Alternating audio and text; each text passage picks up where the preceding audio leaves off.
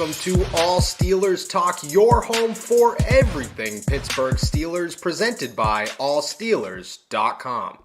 What is up, Steelers Nation? Thank you guys so much for jumping on to another live stream. Follow us on YouTube, youtube.com/allsteelerstalk. As usual, it's Tomlin Tuesday. I'm going to jump on here for about a half hour or so, answer as many questions as I possibly can from you guys. So make sure that you drop all your questions in the comments. We'll get to as many of them as I could possibly get to. The Pittsburgh Steelers prepare for Week 7 and the Miami Dolphins, a Sunday night football game against Tua Tagovailoa. And the Pittsburgh Steelers are preparing as if Kenny Pickett will be the starting quarterback on Sunday night. You got to feel good about that one if you're a Pittsburgh Steelers fan. Even if he doesn't practice fully throughout the entire week, signs point to Kenny being the starter over Mitch Trubisky. There is a lot to dive into after this Tomlin Tuesday. There were plenty of takeaways. Got to feel good about this team, but there was a lot said, a lot not said, a lot admitted, a lot not admitted. It was very interesting. On top of that, there was some rumors, reports, however you want to take it, about Chase Claypool possibly being on the market. There's just so much to dive into. So drop all your questions in the chat. We're going to get to as many as we possibly can here while I'm chilling for a good half hour or so. Tyler, thank you for dropping that in there. Black and yellow, let's go. Appreciate you guys jumping on here on a live stream. Let's talk about the quarterback competition, or the quarterback situation, excuse me. Week 7, Kenny left with a concussion. We all saw against Tampa Bay. First, there's a couple of things I want to address. For one, and me and Steven are going to get into this a lot tomorrow, but Kevin Dotson said yesterday that he got death threats from people who didn't appreciate Kenny getting hit on that sack, and, you know, they threatened his family or whatever. If that's you, if you are one of those people who believe that death threats to a player is okay, you should leave right now, because you're not part of this community. You're not part of my community. I don't want anything to do with you, nor should the Pittsburgh Steelers or anybody included. That's not cool. It's a sport. This is football. It's not life. It's way bigger than life, or it's way smaller than life. There's no need for that. And again, if that is you, just get out of here, because I ain't feeling it. I had to address that first and foremost. Me and Steven are going to talk about that a lot more tomorrow, but not cool, man. It's just not cool. Is Kenny healthy? Or as of right now, he's expected to play. So Mike Tomlin came in and addressed the situation today during his press conference, said that as long as he's cleared, he will be the quarterback in Week 7 as they take the field in Miami. He's cleared to practice fully tomorrow. So unless there's a setback, he will practice fully tomorrow. I think the big one is going to be Friday, if he can make it to Friday. Now, he's got to pass everything, and that's not just, oh, he goes out there and plays football and everything's fine. He can't have a headache before Saturday. He's got to be able to pass all of the non-practice sides of the protocol, all those steps, I guess. I'm not quite sure exactly what those steps are, but I know that it's small things. Like, you can't get a headache, you can't see double vision, you can't have a hard time sleeping, your appetite has to be fine. It's got to be all those things. As long as everything's fine, he'll be good to go on Saturday. He's got to get cleared on Saturday, and then he should be good to go. I believe that it could be an upset, no doubt, but we'll get into a lot of that. Did Mike Tomlin address the Chris Boswell video? No. So I want to address the Chris Boswell video. This is a good one. Thank you, Anthony. It is ridiculous, okay? Like, I get that radio people and actual journalists are two very different things. And yeah, there's a part of me right now that's a little bit calling out people at the Fan, because let's be honest, outside of maybe one or two guys, those are a bunch of people who just like to stir the pot as much as they possibly can. You watch that video and it blew up all over Twitter. Like, I saw Colin Dunlap tweet it out, but then, you know, I saw a bunch of other social media people tweet it out. And social media people are the same thing as radio people. They're just out here to stir the pot. They're just out here to cause drama and create a story as much as they possibly can. And I've fallen fault to that many of times. Don't get me wrong. But with this, it's ridiculous. It is ridiculous. I got it sent to me so many times about people saying, oh, you're not going to write about this. Oh, you're not going to do this. Oh, you're not going to address this. I did address it. I addressed it on Twitter.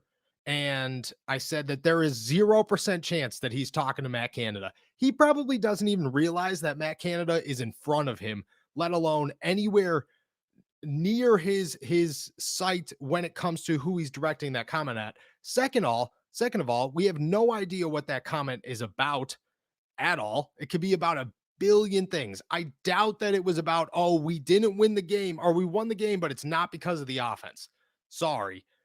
And then third, if you do watch the video and you do believe that it's presented or it's happening like everybody believes it's happening, and he's talking about, oh, well, the Steelers won, but it's not because of this guy. He's staring the chain guy dead in the eyes. He is looking at the chain dude right in the eyes. And everybody's like, well, why would he say that? Because Chris Boswell likes to joke. He does it all the time. That's who Chris Boswell is. He's got like that personality where like it's a little bit of a dick, but it's funny dick. You know what I mean? Like I'm a jerk, but I'm not really a jerk. I'm just a funny guy. That's just what I do. And I think Chris Boswell is the same thing. So no need to address it. I'll talk to Boz tomorrow if he's in the locker room and get a final say on that one, but ridiculous. It was ridiculous. Could you imagine, like in a week where the Pittsburgh Steelers season looks to be back on track, hopefully, you have to deal with Kenny Pickett's concussion and people trying to make it oh, Mitch Trubisky should be the starting quarterback forever, blah, blah, blah, blah, blah. The Chris Boswell video and then the Deontay Johnson, Mitch Trubisky fight, which most definitely happened. And Mike Tomlin, I love Mike Tomlin's quote of, if it happened, good. If it didn't happen, well, it should have happened. And I was like, well, that means yes. He should have just said yes. It would have been the same thing. Mitch is a quality backup. And I believe that the Pittsburgh Steelers have their best opportunity with Kenny Pickett. And I'm not just saying that because I think we've seen what Mitch can do. I just think that Kenny plays with that pressure better than Mitch does. Mitch played really, really well in the moment where he had no pressure behind him whatsoever. He walked into that game. There was nothing that said, oh, Kenny's gonna bench you. The fans for the first time actually wanted him out there. The team for the first time actually thought, okay, well, if we're gonna win this game, we're gonna win it with Mitch Trubisky, not, oh, we're probably gonna lose until Kenny Pickett comes in here. It was a much different situation for Mitch Trubisky. And in that moment, he played very well, and I got to give him his props. But there's nothing about that situation that says he should carry on as the starter. Kenny handles pressure as well as anybody I've seen. I'm not saying he's going to win all the time under pressure. I'm just saying that there's nothing about Kenny Pickett that says, oh, I'm worried about Mitch Trubisky overstepping me, or I'm worried about, oh, well, I'm going to come back from this concussion and not play as well, and they're going to bench me. Nothing about that says that I'm not real worried about it. I work with the Steelers. I don't work with the Steelers. I work with Fan Nation. I'm a Pittsburgh Steelers reporter. Welcome to the live stream. Appreciate you being here. 100%. I jump on every Tuesday on top of a podcast that we release Monday and Wednesday, and then we go live on Friday with my boy Derek Bell. And then Tuesdays and Thursdays, I try to jump on here and answer as many questions as possible. All right, keep tossing me your questions. Let's talk about the other headline that soared its way through the media, and that is the Deontay Johnson, Mitch Trubisky fight that I just addressed. It definitely happened. Here's the thing. I said this a couple of weeks ago when this did happen. I was on this podcast and I said, I don't believe that you put Kenny Pickett in at halftime for no reason. Something had to have happened. The thing is I didn't expect it to be a Deontay Johnson, Mitch Trubisky situation. I expected it to be a Matt Canada, Mitch Trubisky situation, but here we are. And that's okay, I guess. But in the moment, with the context around it, at least all we have, you're just looking at it going, Deontay Johnson gave up an interception that clearly bounced off his hands, and then he went into the locker room and started complaining. Seems weird. Seems real, real weird. Don't get me wrong, Mitch deserved to lose his job, but I just didn't see that as the reason for him being benched at halftime. I still think that was at least some cause of it, but I don't know. It's just a very strange situation for me when I look at that whole thing. It just doesn't seem to add up. I think there might have been more to it than just Deontay getting upset. Do I think the Pittsburgh Steelers can go 4-4 at the bye week? It's a great question. I think it's after they'd have to be 4-4. They'd have to win their next two games, Miami and Philadelphia. I think Miami's winnable on Sunday night, but I've been saying that I think Miami's winnable on Sunday night. Tua's still got to be dealing with something when it comes to a concussion. The Steelers finally got to win. The defense, you're going to get guys like Minka, possibly Akella Witherspoon, possibly Cam Sutton. You're going to get Levi Wallace. You're going to get Pat Freiermuth back. I mean, I think that if they're going to pull this off, it's going to be right now. It doesn't seem like there's any major injuries that are going to hold anybody back from the Tampa Bay game. Everything's looking like a good movement in their favor right now. It's just a matter of how good is Tua, because the Dolphins are a very good team when they're healthy. You got to remember that. Also, they have playmakers that I don't know if the Steelers could keep up with. I don't think the Pittsburgh Steelers have anybody who could match up with Tyreek Hill. I don't think that they have anybody that can match up with Waddle. I think Mike Gesicki is going to be a challenge for Terrell Edmonds. I look at all these guys and I say there are some superstars on this Miami Dolphins team, and the Pittsburgh Steelers don't have the athleticism to compete with them, but they competed with Jamar Chase. They've done this before. The NFL is not if you're more physically fit than me, if you have the better physical attributes, you've already won, because that's just not the case. People prove that all the time. I think you could go into Miami and you could win. Philadelphia is a whole other monster, a very scary monster in Philadelphia. That's a tough one. That's a tough one. I will say this, though. If you go into the bye week 3-5, that's a lot better than people were saying. It's a lot better than people were saying. There was a lot of people like, you could go into the bye week 1-7 and maybe turn it around in the second half. If you go in there 3-5, that's a win, and it should be looked at as a win. I think Mitch would have got benched regardless of the argument. I don't think he would have got benched at halftime. That's just the thing. That's what doesn't make sense to me is you don't put a rookie. There's nothing about Mike Tomlin, okay? Like just the Pittsburgh Steelers and what we know about the Pittsburgh Steelers and Mike Tomlin.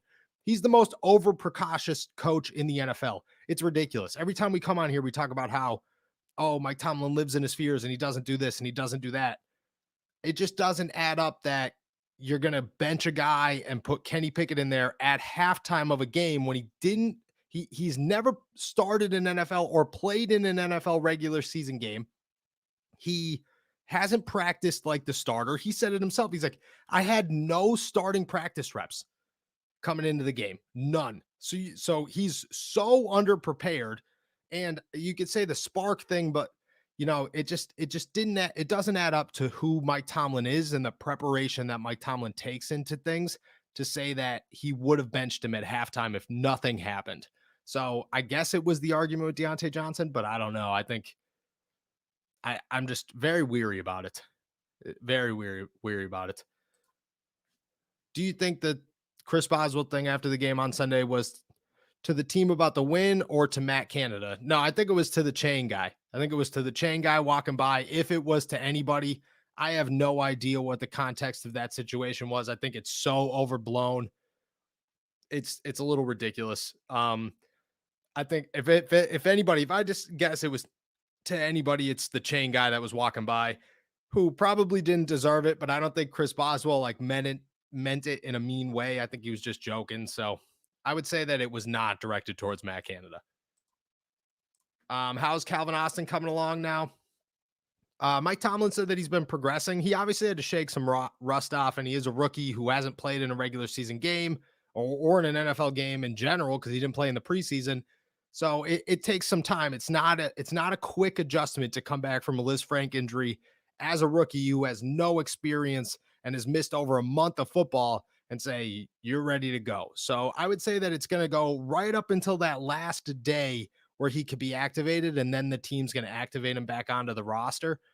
But for right now, it's a slow progression, and that's okay. Don't expect the world from Calvin Austin. If Calvin Austin barely plays this season, that's okay. It's not like, Calvin Austin's a dud, it's a bust, blah, blah, blah. No, untimely injury, unfortunate injury. You gotta live and learn with it, and hopefully come back stronger next season. So I would say right now it's a good progression. Every time I see Calvin Austin, he's smiling, he talks to me, he tells me that he's doing well. So I would look at it that way and just say Calvin's doing well. And if he comes back, which I do expect him to be activated, not this week, next week, and maybe after the bye week get a little bit of playing time, but that a lot of factors could go into that. um I'm thinking this is more of, when does TJ Watt come back? I'm saying after the bye week is when TJ is expected back. He did suffer that knee injury. I knew about the injury before it even got released. It's what sucks about reporting sometimes, is there are rules that you have to follow if you are at the facility every day. And that includes watching a guy like TJ Watt get injured and then having to wait for Adam Schefter to report it, because you aren't allowed to do that, but Adam Schefter is. It's a little ridiculous, gets me upset all the time, but it's the rules that you got to follow, and it's the life that you got to live to have the privileges that I have, fortunately. So I would say after the bye week is when he's expected back. I'm not 100%, to be honest with you, when he does come back. I would say that he returns to practice after the bye week, and then he takes the full 3 weeks before he's even considered back on the field for the Pittsburgh Steelers. Pickett should have started against the Browns. I agree with that one. I think Kenny Pickett should have started all season. Mitch did nothing to impress me to say Mitch should have been the starter, although Kenny did nothing to impress me during camp. Do I see Brian Flores cooking something up against the defense of his former team? I like this, and I think Brian Flores is going to have a major impact this week. Mike Tomlin kind of played that down and just said, oh, well, we could preach all day long, but it's not about what we preach. It's about how, the players react when the ball is snapped. Now, I think Brian Flores is going to cook up some stuff to make sure that everybody in Miami knows, hey, man, I would have led this team to a Super Bowl if you guys gave me an opportunity to, but you didn't because you used me. And I agree with that. I think Brian Flores got such a short end of the stick there. He definitely got screwed over. I'm definitely team Flores when it comes to the lawsuit against the NFL. Have been the whole time. And I think that all the evidence is there. On top of everything else that the Dolphins have done since then. I mean, you could go right up until Tua basically having a concussion and then coming back into the football game and then getting another concussion 5 days later. Shady stuff. The Dolphins just proved to do shady stuff. It's not a well-run organization. So I definitely team Flores. I think that I would expect Miles Jack. I would expect Devin Bush to get something real good in this game. And then, maybe they show Brian Flores just smiling on the sidelines. I like it. We'll make a play this Sunday. It sounds as if he will. He'll return to practice tomorrow. If Minka practices at least 2 days and there's no setback, it will be a definite yes. Minka's a tough dude, and he's going to fight through injury as much as he possibly can. So I would say that that's a yes for Minka, but it's just a yes for now. He's got to go through practice. He's going to be a full participant tomorrow to start the week. If there's no setbacks, I would say definitely. When do I think TJ will play? Just like I said, I'm thinking after the bye weeks when he gets activated, and then he's got a couple. I would say it takes the whole 3 weeks after he gets activated to be back on the 53-man roster and then on the football field. But it's going to be a slow progression for TJ. We can't rush TJ. That knee injury was it was a real thing. And it wasn't as serious as they hoped it, or as they thought it was, fortunately enough. But it was still a knee injury, and it didn't look great. It definitely didn't look great.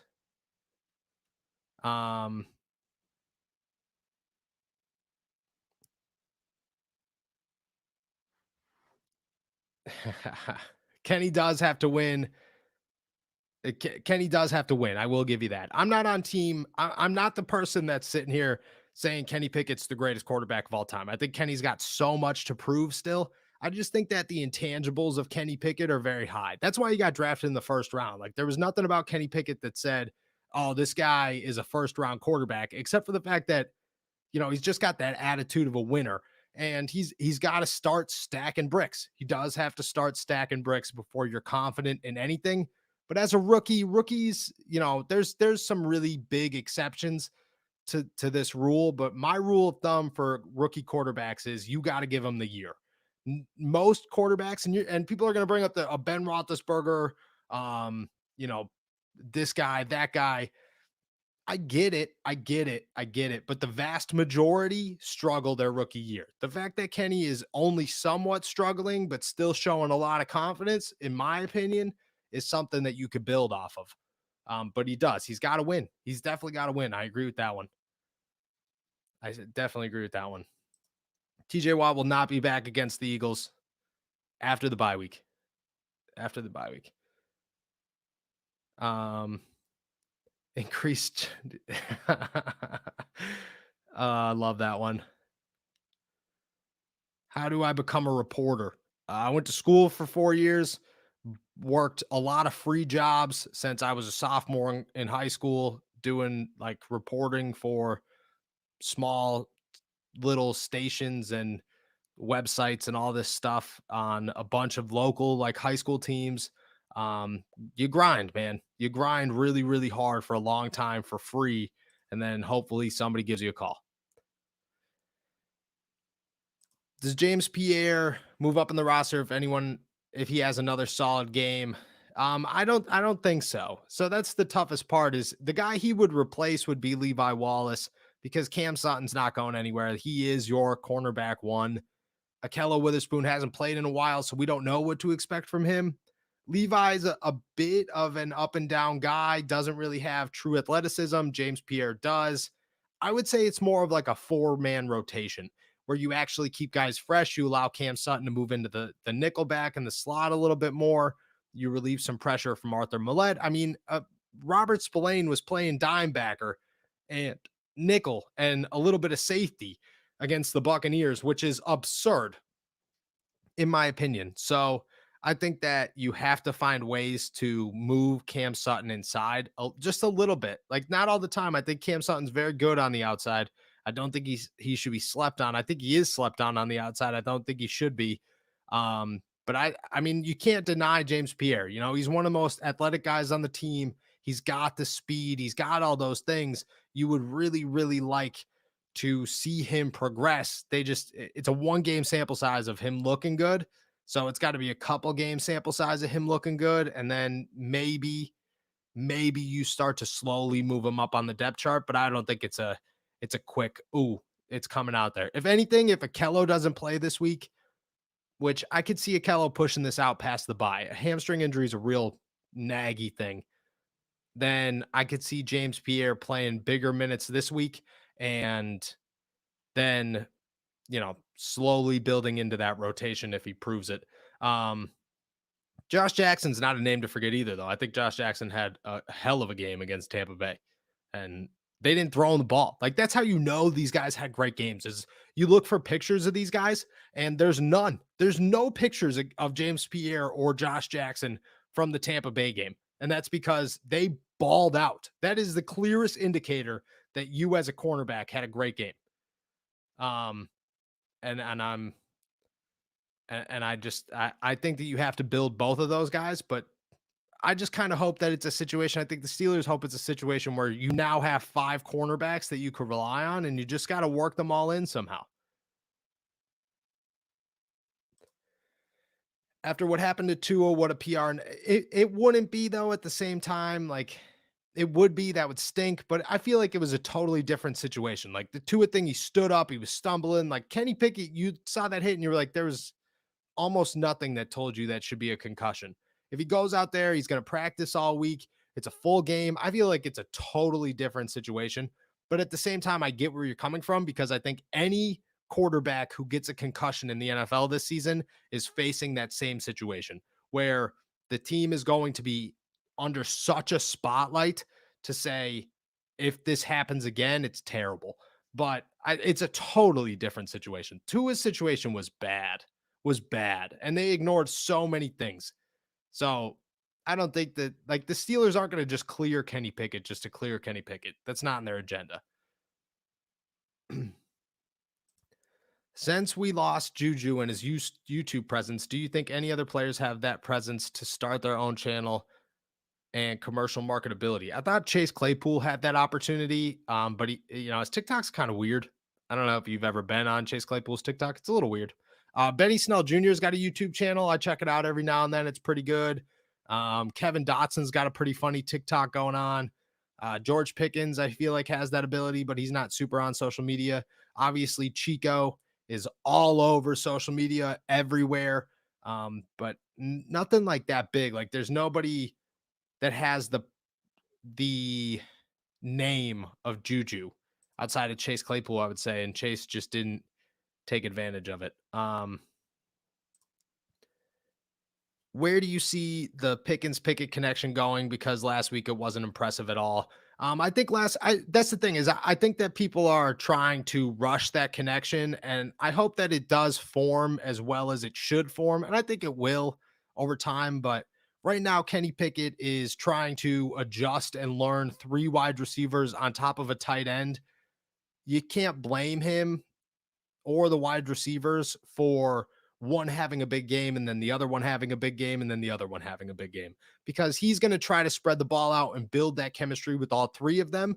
Pickens is going to be the guy that lasts, like next season, if it's just Deontay Johnson and George Pickens and maybe Calvin Austin, then you're going to have to find those three. But I think that you'll have the whole offseason to build that chemistry. Kenny didn't have that offseason to build the chemistry this summer. So he's kind of just tossed out there and saying, hey, go get things done. Go build that connection with George Pickens. He's doing it on the fly. Like, there was George Pickens ran strictly with the ones at training camp. Kenny Pickett barely ran with the ones at training camp. So it was a Mitch to George type of connection.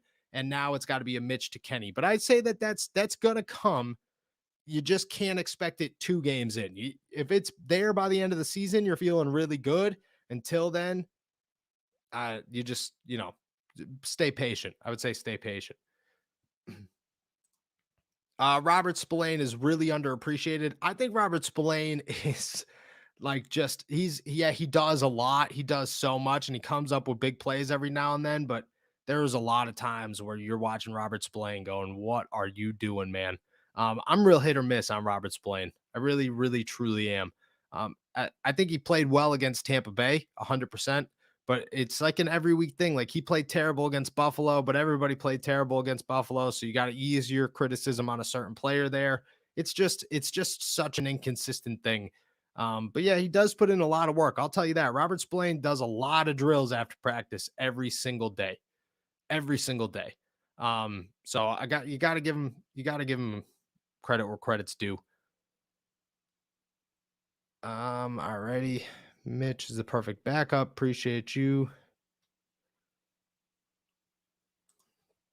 Do you think Tomlin will keep making roster moves to maximize the productivity of the defensive side of the ball? This season, I would say no. So that's the thing is I'm tasked now with work wants me to come up with trade situations that I think the Pittsburgh Steelers could actually make. And I don't have any because I don't think the Pittsburgh Steelers are going to be buyers or sellers. And I think the next 2 games play a major role into that. But I just think that even if they are 4-4, they're going to be super comfortable with where they are at 4-4. And if they're 2-6, you're going to look at it like, why would we make trades and give stuff up or acquire something and then have to give up draft capital if this season is we're already kind of looking at next season type of situation. So I would say no, but I would say in the offseason, certainly, like, you're going to lose Larry Ogunjobi. You're probably going to lose one of your cornerbacks. You're going to lose Devin Bush. You're going to lose a lot of backups. You got to add another outside linebacker. You want to make moves in the offseason. I think you have a couple of pieces that you could get rid of. And I think that starts with Chase Claypool that you could build and say, okay, let's keep this moving forward on both sides of the ball. And if you end up with a decent draft pick, which I'm not ready to do that right just yet, but I like it. I think that that's the move. So I would say no right now. That's a tough question because it's going to come in the future. It's going to come in the offseason, but this season they got what they got. If everybody's healthy, you saw how good that defense could be. So it's just a matter of, can people actually be healthy? Ice Ice Baby, I appreciate you so much. 100%. Thank you. Thank you very much. All right. Keep tossing questions. I'm going to chill on here for another 10 minutes. Then I got to go. I got to go meet a wedding planner. It's wedding planning season in the middle of football season, in the middle of college football season, and at the beginning of hockey season. Let me tell you, it's a fun time. It's a fun time. Let's talk while we're waiting on some more questions. What else can we talk about? Chase Claypool being named a trade target for the Green Bay Packers. I think that goes back to your question, Tyler. Is it realistic? So here's my thing. Here's my thought. And maybe I'm wrong. Maybe I'm too optimistic about this stuff. I don't know. But a lot of people seem to disagree with me. My thought is if you could get a first round pick for Marquise Brown, you could get a second round pick for Chase Claypool. Both of them are in the same situation. Both of them have shown promise, but they haven't met that promise. Chase Claypool's got all the physical attributes you could ask for. Marquise Brown had all the speed you could ask for. Both of them are considered very good wide receivers in just the wrong situation. If the Green Bay Packers start calling and the Pittsburgh Steelers say, hey, we want a second round pick, I think you could get it for him. I think you could get it for him. Why am I so high on Chase Claypool leaving? I don't think Chase Claypool has the ceiling. I also think that the Pittsburgh, so you're running into a situation here. This is my entire thought on Chase Claypool. And I know a lot of people are going to disagree with me. I have a feeling you're going to disagree with me. Here's my thought on Chase Claypool. You're going to enter the last year contract next season. So he's only got one more year because you're not going to sign Chase Claypool because that gets in the way of signing George Pickens if that's your long-term goal. And George Pickens already looks like he's got more upside than Chase Claypool. Fundamentally, Chase Claypool is a disaster of a wide receiver. If you go and watch every one of his catches, the formation of his hands when he catches a football is so off. Every single time he claps every ball and he comes up with really big games. I'll give him that. And I think Chase Claypool could be a good wide receiver in the right situation, but I don't know what that situation's going to be. I don't think it's in Pittsburgh. I think he could have games like he does right now, but I don't think that over time, Chase Claypool's a dude who you're going to sign to another contract while you've already seen what you could see from him in 2 years and say, this guy is going to be a superstar. Whereas just like the Marquise Brown situation in Baltimore, where you looked at him and said, this guy just doesn't fit here. It just doesn't work. I don't know if Chase Claypool gets better in Green Bay. I don't care if Chase Claypool gets better in Green Bay because my side of the analysis is on Pittsburgh's side, and Pittsburgh's side of the analysis is if we could get a high quality draft pick for a guy that we don't have a ton of faith in, let's do it. I think that was Baltimore's plan. I think that was Tennessee's plan. I think that's everybody's plan who trades a wide receiver. And the wide receiver market's so high right now that it just makes a lot of sense. So it's not that I think that Chase Claypool is going to go be a superstar somewhere. It's just that he's 6'4", 235 pounds that could run a 4.3. Just came off of a 97-yard performance, 96-yard performance. If somebody calls in week 8 and says, hey, give me Chase Claypool, I'm not saying no. I'm not saying no. Just because I don't think there's a future here in Pittsburgh for him. Not past next season.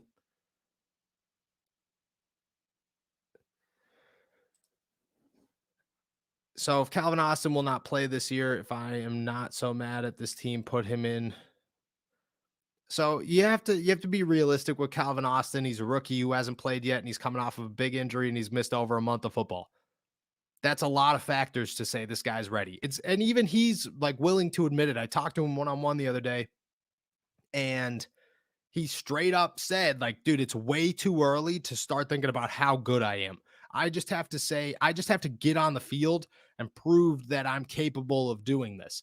Until that, our expectations of Calvin Austin should be nothing. There should be no expectations of Calvin Austin until we could see what he could do, and then give him a couple of games, see if anything clicks. And if things start to click or he looks good at moments, then you could start putting those expectations out there. But for right now, there should not be people saying Calvin Austin's a superstar, and there should not be people saying Calvin Austin's a bust.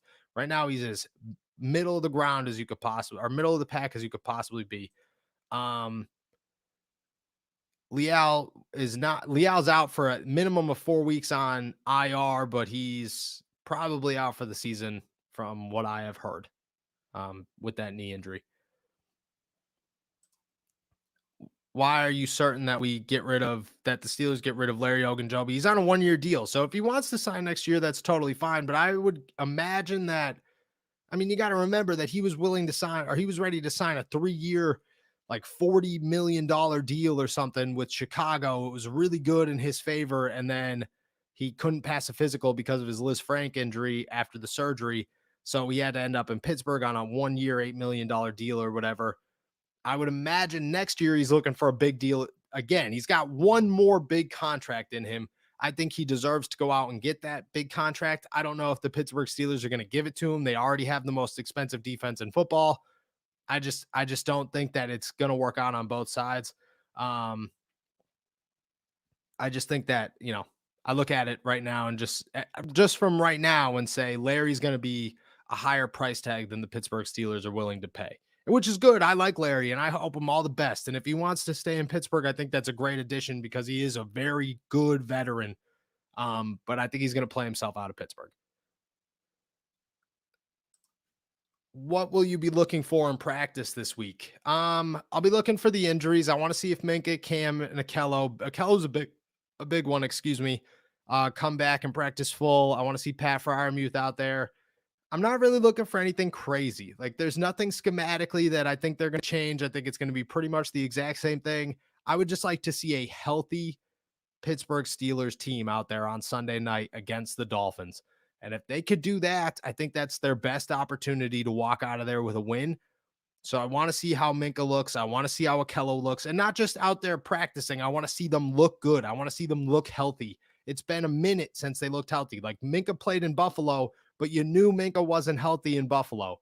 You knew Cam Sutton wasn't healthy in Buffalo. You knew Levi Wallace wasn't healthy in Buffalo. I want to see everybody healthy, ready to go, and have a full week of strong, healthy practice. That's what I'm looking for. Kenny's our future.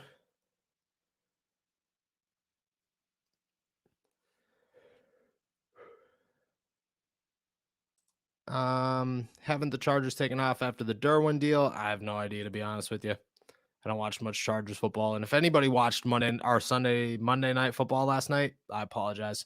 I turned it off. I was watching the Pens game. Overtime hockey's way better than even game 3 overtime hockey. Way better than whatever the heck was on TV last night. Awful. If he's saying top 3, I don't think Chase Claypool would hold out next season, but I do think Chase Claypool in his head realizes that he's going to be worth a decent amount of money because he's got the size and he's got the speed and he's got the resume. Even if the resume is not great, like, those games add up enough to say, he could take a 2-year deal worth, something like $20 million or something and feel okay about it. And if I'm the Pittsburgh Steelers, like, yeah, I guess I'm giving him that, but I think you could just build around him in too many ways. I think you could just, I think Connor Hayward could become a slot wide receiver and be decently reliable. I think Calvin Austin's got a ton of upside once he gets on the field. That's just how I look at it. It's just how I look at it. Let me see if they got any more while I'm still on here. Appreciate everybody jumping on. Make sure you guys subscribe to the channel, All Steelers Talk, and check us out. We got a podcast dropping every single day on all of your social or all your platforms. Is it worth holding out in the secondary and Minkah Fitzpatrick this week? Give backups more reps? No, that's a very big no. Very big no. You would like to have Minkah out there, obviously. you don't have anybody out there that you'd like to build off of. Like, you want Levi Wallace and Akella Witherspoon to build. You want Cam Sutton to build. You don't want James Pierre and Josh Jackson to like see if they're the future, because they're not. The Steelers are going to draft cornerbacks or sign cornerbacks. They're not looking for these guys to be the future. I just, I would just say that's a no there. Say that's a no there. All right, let's see if I got any more. Also thrilled that Mark Robinson finally got a helmet. I wouldn't expect that to happen again this week. Obviously, a bunch of injuries, but I think he is good. All right, I'm heading out of here. I got to go do a couple of meetings. I thank you guys so much for jumping on to another episode of another live stream at All Steelers Talk. Make sure to subscribe to us on YouTube, youtube.com/All Steelers Talk. Check out the podcast anywhere you guys get your podcasts. Follow allsteelers.com for all of your Pittsburgh Steelers information. I will be back tomorrow morning with Steven, and then I'll have a live stream going Thursday as well. Thank you guys for your participation. Thank you guys for all your questions and your love. I appreciate you. I'll be back tomorrow.